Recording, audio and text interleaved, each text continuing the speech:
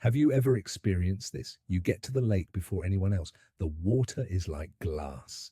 You make that first perfect cast, and within minutes, bam, fish on, then another and another. You think to yourself, today is the day, I've finally cracked it. You settle onto your tackle box, pour a coffee, and get comfortable. And then, nothing. Total silence. The bites just stop almost exactly 15 minutes after you arrived. It's like the fish just vanished. Is it a curse? Is it just bad luck? I'm going to tell you right now, it's neither. In this video, we're going to expose the real reasons why that hot bite dies. And I promise the answer is probably not what you think. In fact, the biggest reason is probably you. So let me ask you, do you think it's something you're doing? Or is it just the fish being unpredictable? Let's find out. For generations, fishermen have chalked this up to old wisdom. They'd say things like, the morning bite is over, or a cloud moved in, or the pressure changed. And while those things can play a part, they rarely explain the sudden, clockwork-like shutdown we've all seen. The truth is, we get stuck in our habits. We do what our fathers and grandfathers taught us. We find a spot, we throw out our lines and we wait. We treat the water like a two-dimensional surface, completely forgetting about the complex world underneath. We forget that we are loud, clumsy intruders in a very quiet, sensitive environment. This video is about breaking those old habits. It's about understanding what's really happening below the surface from the moment your boots hit the bank, and how your actions in those first 15 minutes set the stage for success or for frustrating silence. First, let's talk about the aggressor theory. In any group of fish, whether it's a school of perch or a wolf pack of bass, there are always a few individuals that are bolder and more aggressive than the rest. They are the risk takers. When your bait first hits the water, it's a new and interesting event. These aggressive fish are the first to investigate and the first to strike, driven by hunger and curiosity. They are, frankly, the easiest fish to catch. So, those first few bites you get in the opening minutes are not a sign that the entire lake is biting. It's a sign that you have successfully attracted the most reckless fish in the immediate area. You are essentially skimming the cream off the top. Once you've caught those one or two easy targets, the game changes completely. The fish that are left are the smarter, more cautious ones. Now think about what happens when you catch that first big, aggressive fish. You haven't just removed one fish from the water, you may have just removed the leader. In many fish communities, there's a pecking order, a dominant fish that others follow or react to. When this leader confidently attacks your lure, other, less confident fish might follow its lead, creating a short-lived feeding frenzy. But the moment you hook and pull that leader out of the group, the entire dynamic of the school can shatter. The remaining fish lose their confidence, and they don't have that leader to signal that it's safe to eat. Instead, they just witness their dominant member get violently pulled into the sky. This creates panic and uncertainty, and their instinct for self-preservation kicks in, telling them to stop feeding and be cautious. Let's move on to the sound of the fight. We often forget that water is an incredible conductor of sound and vibration. To a fish, the world is a landscape of subtle vibrations. The struggle of a hooked fish is anything but subtle. It's a violent, chaotic event that sends out massive distress signals, the thrashing tail, the scraping of the hook, the high-frequency hum of your fishing line cutting through the water under tension.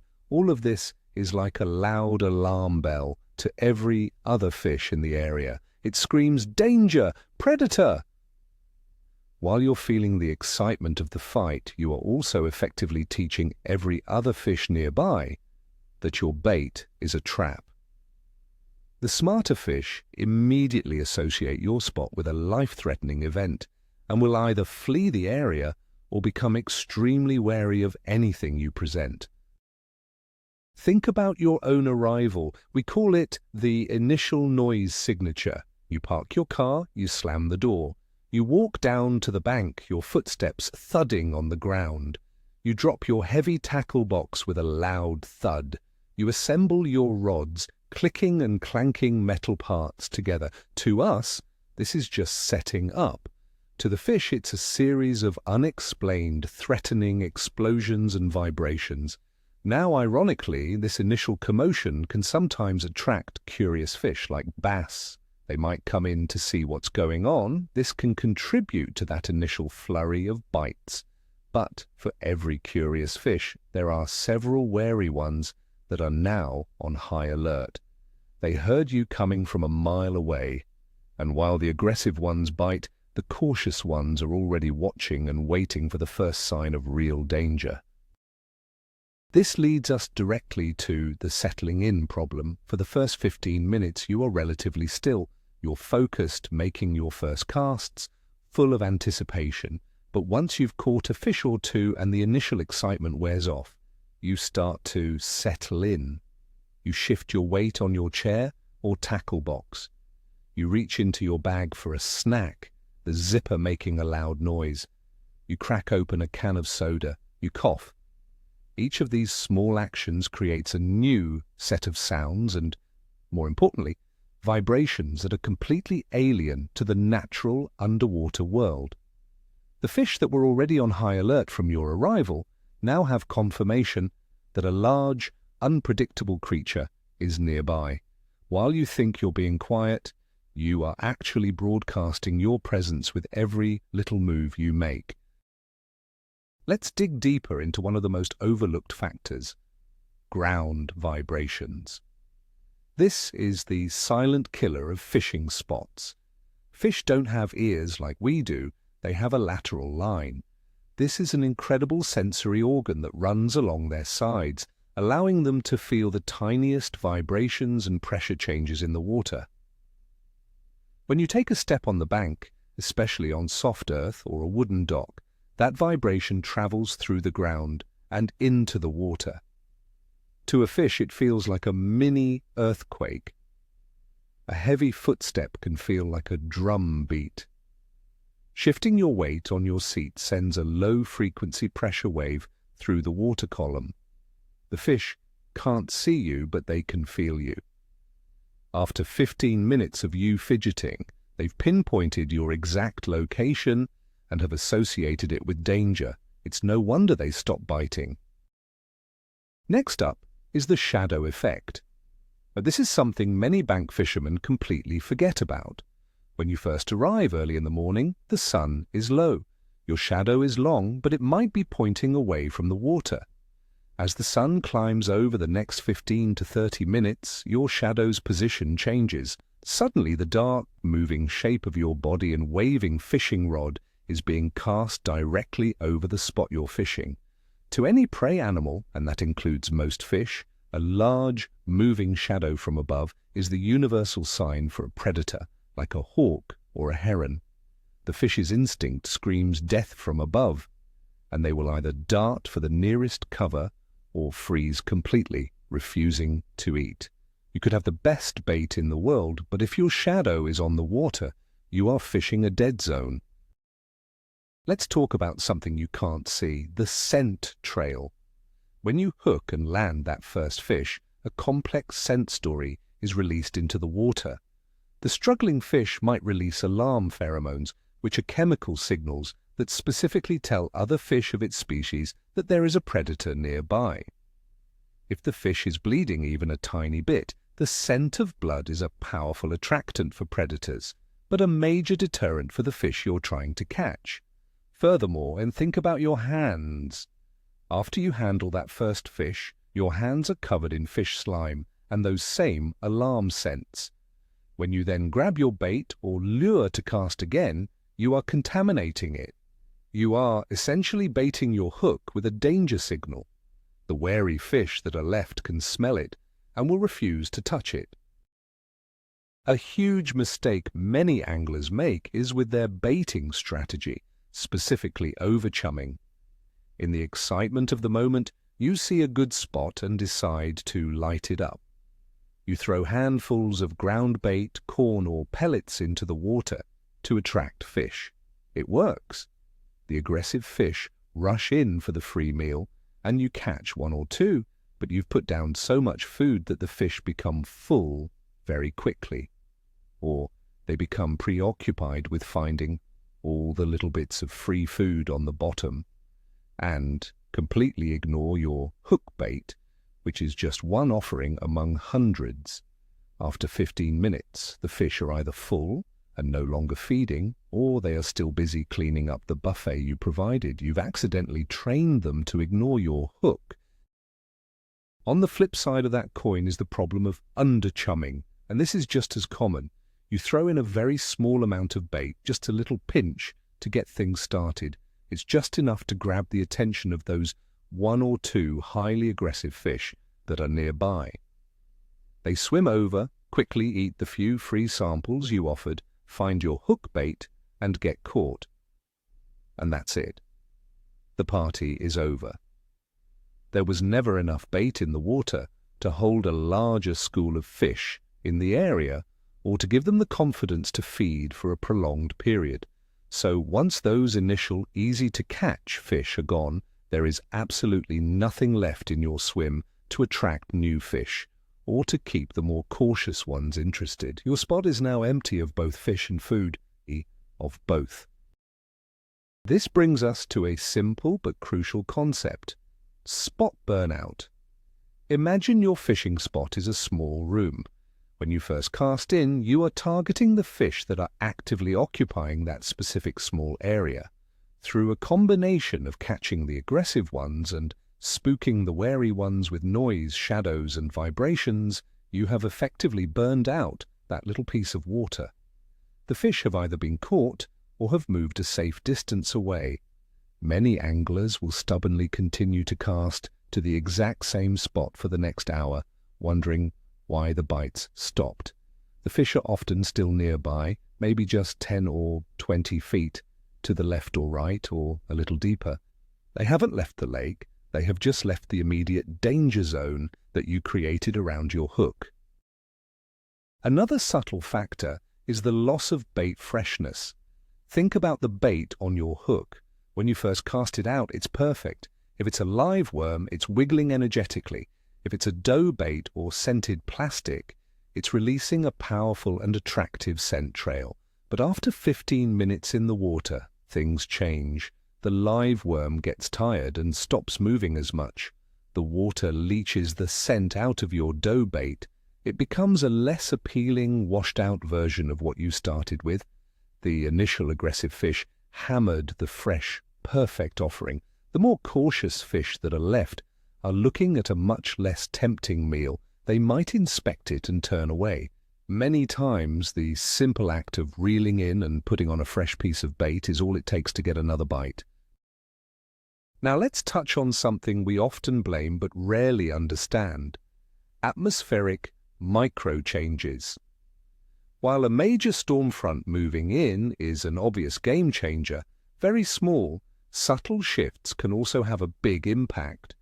In a 15-minute window, the barometric pressure can have a tiny but significant fluctuation. The wind might shift direction slightly, changing the surface currents and how your bait's scent is distributed. The cloud cover might thicken just enough to change the light levels penetrating the water. Fish are incredibly tuned in to their environment. They can feel these minute changes in pressure and light. A sudden small drop in pressure might tell them a predator is active, causing them to stop feeding. It's not the main reason most of the time, but it can be the final piece of the puzzle that shuts the bite down. We have to consider the Pavlovian response in fish. Fish can learn, and they learn very quickly. Your first cast is an event. The splash of the lure or the plop of your bait signals an opportunity for a meal. The aggressive fish responds, but what happens next?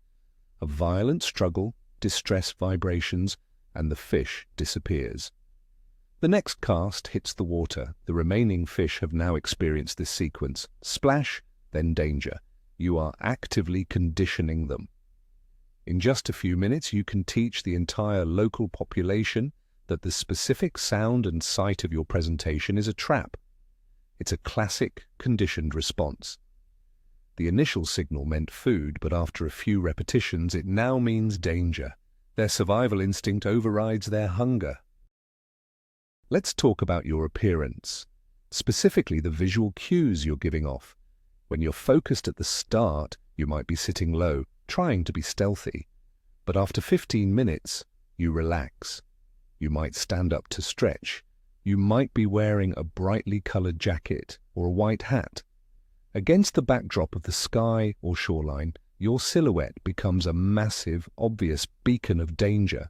Fish, especially in clear water, have surprisingly good eyesight. They are constantly scanning for threats from above and from the bank. That sudden movement or a flash of unnatural color is all it takes to put them on high alert. You went from being a part of the background to being the center of attention, and not in a good way. Staying low and wearing colors that blend in with your surroundings is critical. Sometimes the reason is much simpler than we think.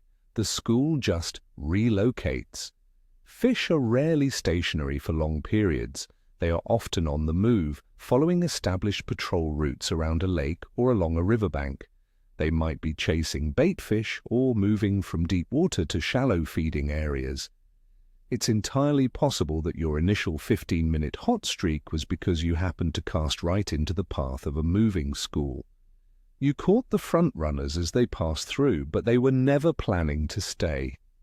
After they move on, your spot is empty again, and you're left thinking you did something wrong. In reality, you were just in the right place at the right time for a very brief window. The key here is to not be static yourself. If the fish move, you may need to move too. We need to be honest with ourselves and consider that our technique becomes sloppy. That first cast of the day is often our best. We are focused, our adrenaline is up, and we execute it perfectly. We retrieve the lure with the exact right speed. We present the bait gently, but after landing a fish and getting comfortable, our focus can drift. The next cast might be a little off target, landing with a much louder splash. Our retrieve might become a bit lazy and mechanical. We might not be paying as close attention to detecting subtle bites. Fish are very sensitive to these inconsistencies. They can tell the difference between a natural-looking presentation and a sloppy one. That decline in your own performance and focus can directly lead to a decline in bites. For those who practice catch and release, there's the echo effect. You catch a fish, handle it carefully, and release it back into the water. You feel good about it, but what does that fish do next? It doesn't just forget what happened. It swims away in a panicked, stressed state. When it rejoins its school, its panicked behavior is a clear signal to the other fish. It's like one gazelle sprinting away from a lion. All the other gazelles know to run without even seeing the threat. That released fish darting around erratically can effectively shut down the feeding urge of its companions. It tells them, I just survived something terrible right here. Its stress becomes their stress, and the entire school becomes wary and uncatchable. Here is a factor that works against you, the predator alert. The commotion you cause can attract more than just your target species. All that splashing and struggling from a hooked fish is like a dinner bell for larger predators. A big pike, muskie, or a trophy-sized bass might be drawn in by the activity looking for an easy meal.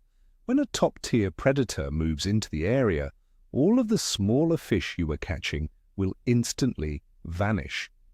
Their survival instinct is far more powerful than their desire to feed. They will lock themselves down in the nearest cover, be it weeds, rocks, or deep water, and will not come out to play until that large threat has moved on. The bite didn't just stop. Your target fish are now in lockdown, hiding for their lives. Finally, let's address the most controversial reason. The problem is all in your head. This is the psychological factor. For those first 15 minutes, your senses are heightened. You are full of optimism. Every tiny twitch of the line feels like a bite. Your focus is 100%. After that initial period, especially if the action slows, a little bit of doubt creeps in. You start to second-guess your spot, your bait, your technique. You might mistake a bump on a log for a missed bite. You start to perceive the fishing as being dead. In reality, fishing is rarely a non-stop action movie. It's long periods of quiet, punctuated by brief moments of excitement.